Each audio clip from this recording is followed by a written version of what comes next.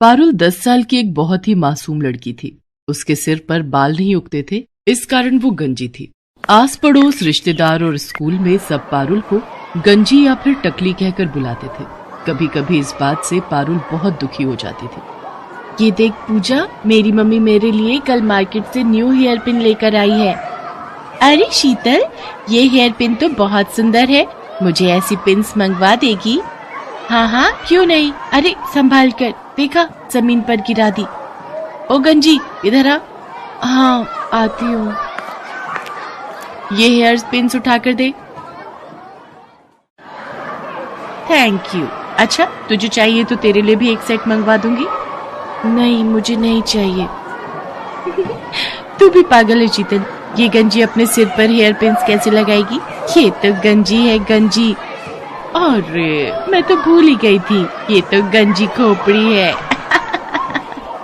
तभी वहाँ class teacher आ जाती है और सब बच्चे खड़े हो जाते हैं। गुड मॉर्निंग बच्चों, आज आप सबके लिए एक बहुत अच्छी न्यूज है। हमारे स्कूल में एक बहुत बड़े लेवल का फैशन शो होने जा रहा है, इसलिए आप सब भी उसकी तैयारी शुरू कर लें। वाह, फैशन शो! फिर तो मैं ही सबसे सुंदर दिखूंगी। यार शीतल, तू तो बहुत घमंडी है, हम भी तो सुंदर लग सकते हैं। तू अपने बारे में क्यों सोचती है? ये बात तेरी अच्छी नहीं है। अरे नहीं नहीं, मेरा वो मतलब नहीं था। तुम सब भी सुंदर बन जाना। पर मैं एक रिच फैमिली से बिलोंग करती हूँ, तो मेरे मॉम डैड तो मेरे लिए महंगी ड्रेस खरीद ही देंगे। तेरे मम्मी पापा तो जॉब करते हैं ना, तो तेरे लिए इतनी महंगी ड्रेस नहीं खरीद पाएंगे। और मेरे तो बाल भी कितने लंबे और सुंदर हैं। मैं तो अपने बालों में पार्लर से कोई भी अच्छा सा स्टाइल बनवा सकती हूँ। तुम लोगों के बाल भी बहुत छोटे छोटे हैं, बिल्कुल उस गंजी पारुल की तरह। शीतल की बातों को सुनकर पूजा गुस्से में आ जाती है, पर वो उस वक्त उसे कुछ नहीं कहती। पारुल रोती हुई घर जाती है। पता नहीं कैसे स्कूल में मेरी बच्ची का एडमिशन करवा दिया। सारे बच्चे इसका मजाक उड़ाते हैं, कब तक सहन करेगी? बड़ी मुश्किल से तो ये स्कूल मिला है, हमारे बजट में भी है। और फिर बच्चे हैं, बच्चों की तो आदत ही होती है एक दूसरे का मजाक उड़ाने की। पारुल बिटिया, हमें कभी भी किसी की बात का बुरा नहीं मानना चाहिए। अगर हम ऐसे ही हर किसी की बात का बुरा मानने लगे तो जीवन काटना बहुत मुश्किल हो जाएगा बच्चे। अगले दिन पारुल स्कूल के लिए निकली, पर आज वो जिस रास्ते से जाती थी उस रास्ते से ना जाकर दूसरे रास्ते से स्कूल की तरफ चली जाती है। पर वो मन ही मन सोच में थी, पता नहीं स्कूल जाने का बिल्कुल भी मन नहीं हो रहा। मेरे साथ ऐसा क्यों हुआ? मेरे सिर पर बाल क्यों नहीं है? अगर मेरे सिर पर भी बाल होते तो मैं कितनी सुंदर लग, फिर मेरा भी कोई मजाक नहीं उड़ाता। तभी पारुल को किसी के बुलाने की आवाज आती है। कोई बचाओ, मैं इस गड्ढे में गिर गई हूँ, मेरी मदद करो। अरे आप कौन हो? रुको, मैं आपको बाहर निकालती हूँ। इन्हें बचाने के लिए तो मुझे रस्सी की जरूरत पड़ेगी। अब क्या करूँ? वो एक रस्सी पड़ी हुई दिखाई दे रही है। किसी तरह पारुल उस रस्सी की सहायता से एक औरत को गड्ढे से बाहर निकालती है। तुम्हारा बहुत बहुत शुक्रिया बहादुर लड़की, तुमने मुझे गड्ढे से निकालकर मेरी जान बचाई। कोई बात नहीं, आप मुसीबत में थी और मेरी मम्मी कहती है कि मुसीबत में हमें सबकी सहायता करनी चाहिए। पर आप इस गड्ढे में कैसे गिरी? मेरा नाम सोफिया है, मैं एक जादूगरनी हूँ। मैं कल रात जब अपने घर वापस जा रही थी तो रात के अंधेरे में मुझे ये गड्ढा दिखाई नहीं दिया और मैं इस गड्ढे में गिर गई। अगर आप जादूगरनी हो तो आप इस गड्ढे से बाहर क्यों नहीं आ सके? क्योंकि मेरा जादू सिर्फ दूसरों पर काम करता है, मैं अपने ऊपर अपने जादू का उपयोग नहीं कर सकती। तुमने मेरी सहायता की है, बताओ मैं तुम्हारी क्या मदद कर सकती हूँ? तुम्हें अगर मुझसे कुछ चाहिए तो मैं जादू से तुम्हें वो दे सकती हूँ। क्या आप जादू से कुछ भी दे सकती हो? हाँ बिल्कुल, तुम मुझसे जो भी मांगोगी और मेरे बस में होगा तो मैं अवश्य दूंगी। क्या आप मेरे सिर पर बाल उगा सकते हो? सब मुझे गंजी कहकर बहुत चिढ़ाते हैं। मेरे स्कूल में फैशन शो होने वाला है। बस इतनी सी बात, अभी लो। जादूगरनी छड़ी घुमाए, सिर पर लंबे बाल आ जाए। और देखते ही देखते पारुल के सिर पर लंबे और सुंदर बाल आ जाते हैं। अब वो गंजी नहीं थी। पारुल, तुम्हारे सिर पर असली बाल है, ये बात किसी को मत बताना। जब समय आएगा तो सबको खुद पता चल जाएगा। अभी तुम सबसे यही कहना कि तुमने बालों के लिए एक विग खरीदा है। अब तुम स्कूल जाओ और कभी भी मेरी जरूरत हो तो 3 बार मुझे आवाज लगाना, मैं तुम्हारे सामने आ जाऊंगी। थैंक यू जादूगरनी आंटी, आप बहुत अच्छी हो। पारुल के सिर पर बाल आ जाते हैं और वो बहुत खुश होती है। उसके बाद वो स्कूल जाती है और सबको यही कहती है कि उसने बालों में विग लगवाई है। इस पर सब बच्चे हंसने लगते हैं। विग लगाने से क्या होता है तो तू अभी भी गंजी ही ना। पारुल शीतल की बात का बुरा नहीं मानती। पारुल घर जाकर अपने मम्मी पापा को सारी सच्चाई बता देती है। कुछ दिन बाद फैशन शो था और वो बहुत सुंदर तैयार होकर फैशन शो के लिए स्कूल जाती है। शीतल ने भी महंगी ड्रेस और महंगा हेयर स्टाइल करवाया था। पूजा के मन में शीतल के लिए नफरत थी। पूजा उससे अपने अपमान का बदला लेना चाहती थी। शीतल बहुत घमंड करती है ना अपने बालों पर। आज मैं उसके बालों में ये गोंद चिपकाकर उसके सारे बाल खराब कर दूंगी ताकि वो फैशन शो में भाग ही ना ले पाए। शीतल, तेरे बाल तो बहुत सुंदर लग रहे हैं, पर बालों में जो ऊपर पिन लगी हुई है ना, मैं उसको ठीक कर दूं? लग रहा है वो नीचे गिरने वाली है। कहाँ गिर रही है? जरा ठीक से लगा दे। पूजा जानबूझकर अपने हाथों में पकड़ी हुई गोंद की डिब्बी शीतल के बालों में गिरा देती है। ओह सॉरी शीतल, मेरे हाथ में तो गोंद की शीशी थी, तुम्हारे सारे बालों में गिर गई है। मुझसे गलती हो गई, मैंने ये जानबूझकर नहीं किया। पूजा, थोड़ी देर में फैशन शो स्टार्ट होने वाला है। तुमने मेरे सारे बाल खराब कर दिए। मेरे सारे बाल चिपक गए हैं। देखो मैं कितनी गंदी लग रही हूँ। अब मैं क्या करूंगी? शीतल रोने लगती है। सब बच्चे फैशन शो के लिए नीचे हॉल में पहुंच जाते हैं। शीतल क्लास में बिल्कुल अकेली बैठी थी। तभी पारुल वहां आ जाती है। उसे सारी बात पता चलती है। तुम चिंता मत करो, मैं अभी जादूगरनी आंटी को बुलाती हूँ, वो तुम्हारे बाल बिल्कुल ठीक कर देंगी। पारुल जादूगरनी को आवाज लगाती है और वो वहां आ जाती है। पारुल, शीतल ने तो हमेशा तुम्हारा मजाक उड़ाया है, फिर भी तुम इसकी मदद करना चाहती हो, पर इसके लिए एक शर्त है। अगर मैं शीतल के बाल ठीक करूंगी तो बदले में तुम्हें फिर से गंजा होना पड़ेगा। जादूगरनी आंटी, कोई बात नहीं, आप मुझे फिर से गंजा कर दो, पर मेरी दोस्त के बाल ठीक कर दो। शीतल पारुल की सारी बातें सुन रही थी। इसका मतलब पारुल के बाल असली हैं? इसने विग नहीं पहना? मैंने पारुल से कितनी नफरत की, उसका कितना मजाक उड़ाया, पर ये मेरे लिए फिर से गंजी होने को तैयार है। सचमुच मैं कितनी बुरी हूँ। पारुल कितनी अच्छी है। जादूगरनी आंटी, आप ऐसा कुछ मत करना। आप पारुल को फिर से गंजा मत करो। मैं फैशन शो में हिस्सा नहीं लूंगी। आप मेरे बाल ऐसे ही रहने दो। चिंता मत करो शीतल, मैं तो पारुल की परीक्षा ले रही थी। मैं ऐसा कुछ नहीं करूंगी। मैं तुम्हें सीख देना चाहती थी। कभी भी किसी से ईर्ष्या मत करना। ईर्ष्या करना बुरी बात है। पारुल, तुम सचमुच बहुत संस्कारी बच्ची हो। तुम्हारे माता पिता ने तुम्हें बहुत अच्छे संस्कार दिए हैं, इसलिए मैं तुम्हारे कहने पर शीतल के बाल ठीक कर देती हूँ।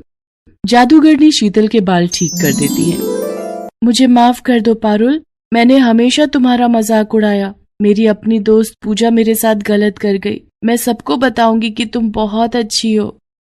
पारुल, अब मैं चलती हूँ। अब मैं कुछ समय के लिए यहाँ से दूर जा रही हूँ, इसलिए मेरा तुमसे मिलना नहीं हो पाएगा। मैं जब भी वापस आऊंगी तो तुमसे जरूर मिलूंगी।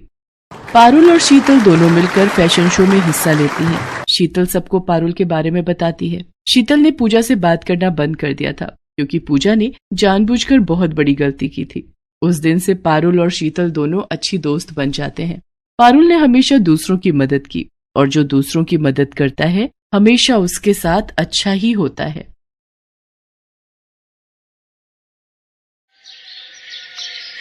पलक काले रंग वाली लड़की थी, जिस वजह से उसके स्कूल में हर कोई उसके काले रंग को लेकर उसे चिढ़ाता था, खासकर उसकी अपनी क्लास के टीचर और बच्चे।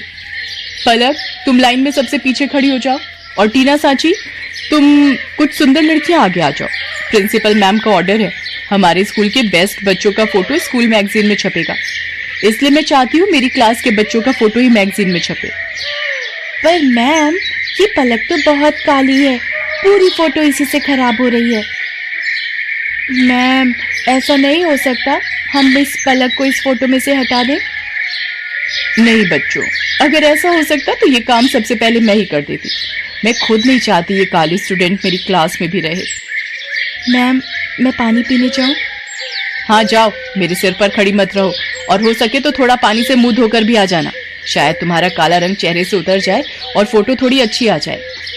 टीचर की और बच्चों की बातों को सुनकर पलक रोती हुई वॉशरूम की तरफ चली जाती है और वहां जाकर फूट फूट कर रोने लगती है।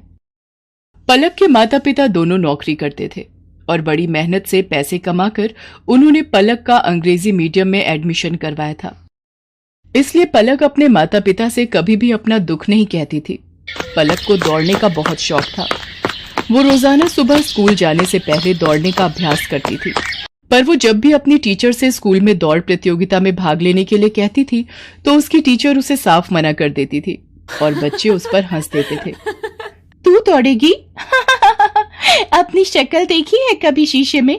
मैम तुझे कभी भी दौड़ प्रतियोगिता में नहीं लेंगी। आज तक हमेशा से टीना ही विनर रही है और आगे भी रहेगी।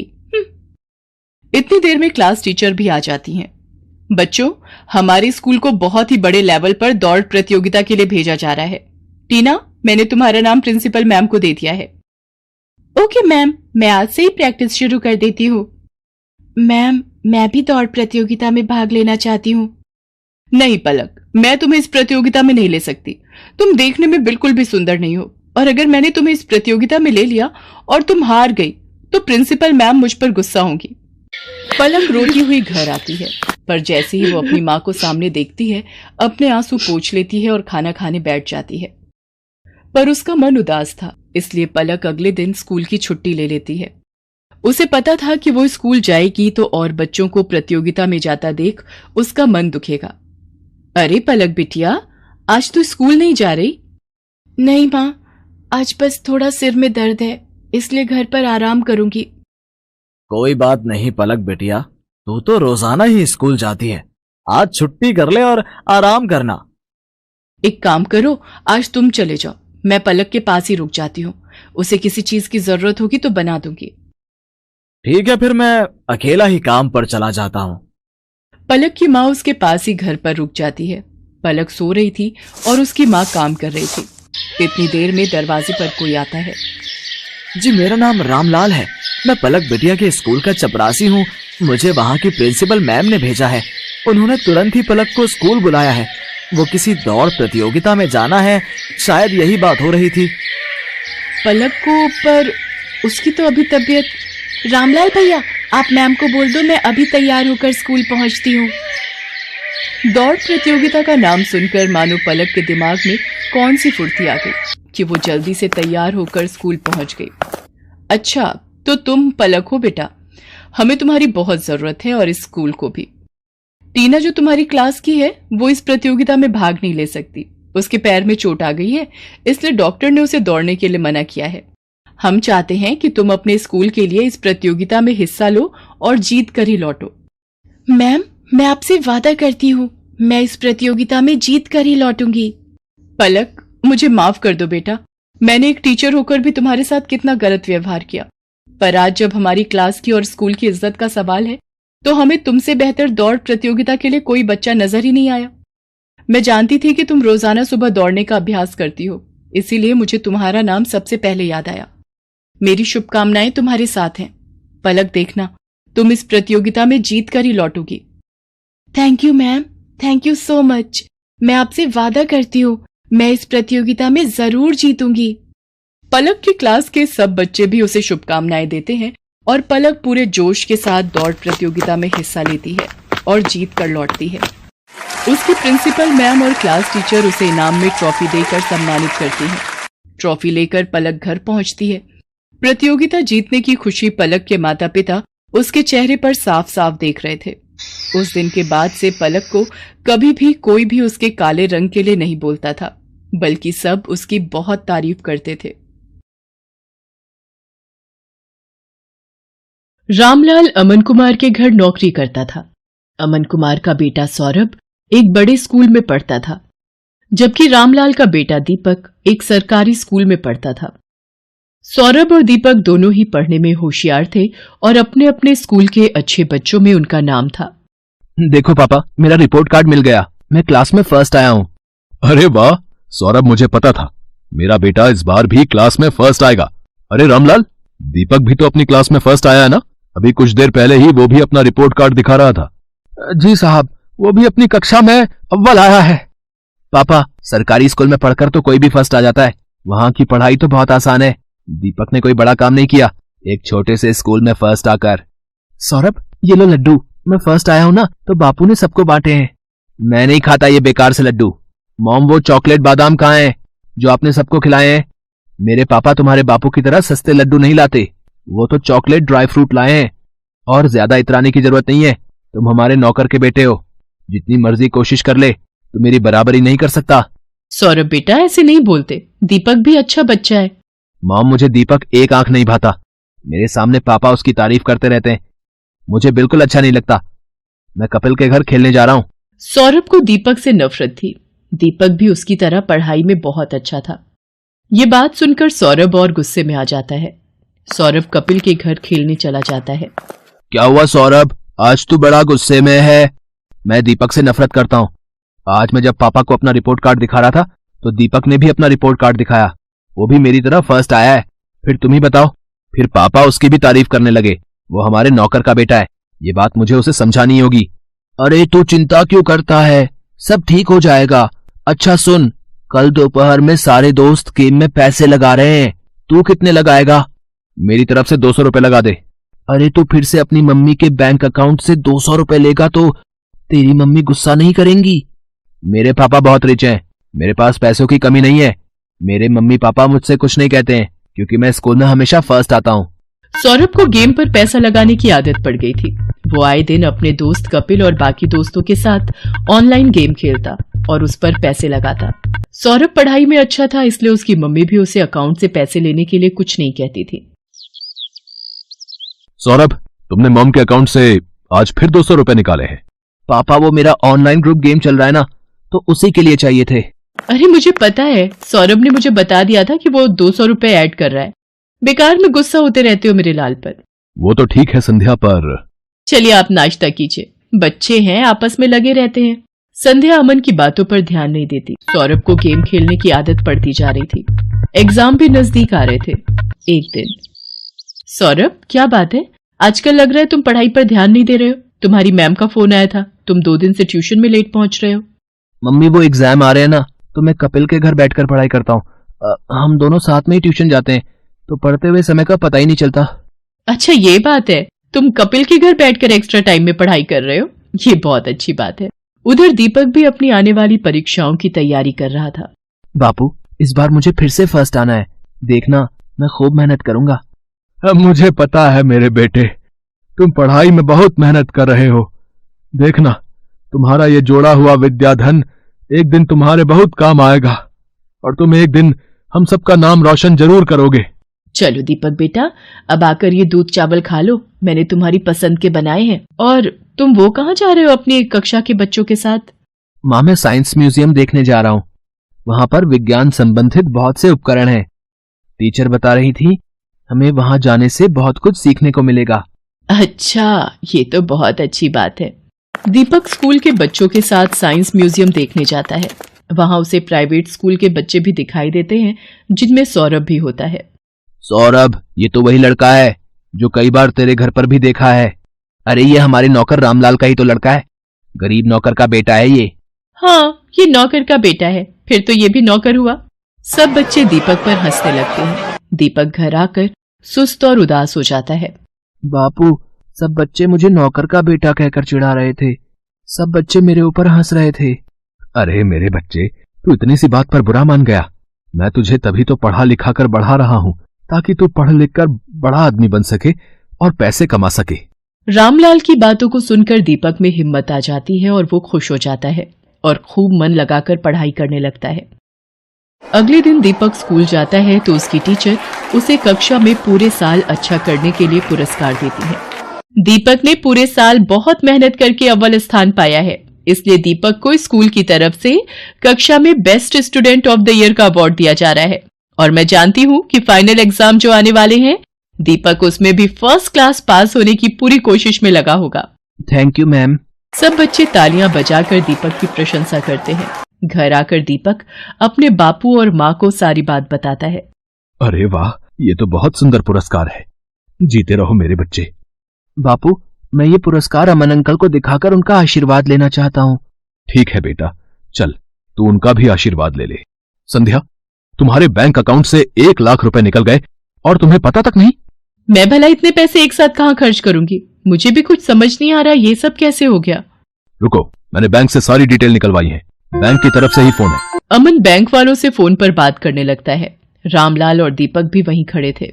हो गया सत्यानाश, और दो लाडले को मोबाइल फोन। तुम्हारे बेटे ने बेवकूफी में 1 लाख रुपए न जाने किसी ऑनलाइन गेम में लगा दिए। अब भुगतो। और है कहां ये सौरभ? वो तो अपने दोस्त कपिल के साथ ट्यूशन गया है। मेरे फोन पर सौरभ के ट्यूशन से फोन। जी, मैं सौरभ की मम्मी बोल रही हूँ। क्या सौरभ ट्यूशन नहीं आ रहा? पर जी ठीक है, सौरभ पिछले 1 हफ्ते से ट्यूशन नहीं जा रहा। तभी सौरभ आ जाता है। क्यों सौरभ, ट्यूशन से आ गए? जी पापा। अब तुम झूठ भी बोलने लगे हो। तुमने 1 लाख रुपए किसी ऑनलाइन गेम में लगा दिए और 1 हफ्ते से ट्यूशन भी नहीं जा रहे हो। 2 दिन बाद तुम्हारे फाइनल पेपर हैं। Papa mummy, I am sorry, मैं कपिल के बहकावे में आ गया था और उसी की वजह से आज मैं स्कूल टेस्ट पेपर में भी पहली बार फेल हो गया। अरे रामलाल, तुम कब आए? और दीपक बेटा, ये तुम्हारे हाथ में क्या है? जी ये वो, आज मुझे स्कूल में बेस्ट स्टूडेंट का अवार्ड मिला तो आपका आशीर्वाद लेने आ गया। जीते रहो बेटा, खूब तरक्की करो। अमन दीपक को आशीर्वाद देकर चुपचाप अपने कमरे में चला जाता है। पापा क्या मैं अंदर आ सकता हूँ? मुझे अभी तुमसे कोई बात नहीं करनी सौरभ, अपने रूम में जाओ। मम्मी पापा मेरे से नाराज है, वो मेरे से बात नहीं कर रहे। सौरभ, अगर तुम्हें सच में अपनी गलती का एहसास है तो अपनी गलती को सुधारो, फिर तुम्हारे पापा का गुस्सा ठंडा हो जाएगा। मुझे पता है मम्मी, मुझे क्या करना है। सौरभ ने अब कपिल और उसके दोस्तों के साथ गेम खेलना बंद कर दिया और खूब मन लगाकर पढ़ने लगा। पर 2 दिन बाद उसका मैथ्स का पेपर था। उसने ट्यूशन की बहुत छुट्टियां ले ली थी और उसका कोर्स अभी बहुत बाकी रह गया था। मम्मी मेरा बहुत सारा सिलेबस अभी रिवीजन के लिए बाकी है, मैं कैसे कर पाऊंगा? कुछ सवाल तो मुझे समझ भी नहीं आ रहे। सौरभ, तुम एक काम क्यों नहीं करते? दीपक की मैथ्स बहुत अच्छी है, उसके मार्क्स भी बहुत अच्छे आते हैं और मैंने सुना है अब तो सरकारी स्कूल की पढ़ाई भी बहुत अच्छी हो गई है और प्राइवेट स्कूल की किताबें और सरकारी स्कूल की किताबें एक जैसे कोर्स की पढ़ाई जाती हैं। मम्मी क्या दीपक मेरी मदद करेगा? मैंने हमेशा उसके साथ गलत व्यवहार किया है। कोई बात नहीं, पर अब तुम्हें अपनी गलती का एहसास है, ये बहुत बड़ी बात है।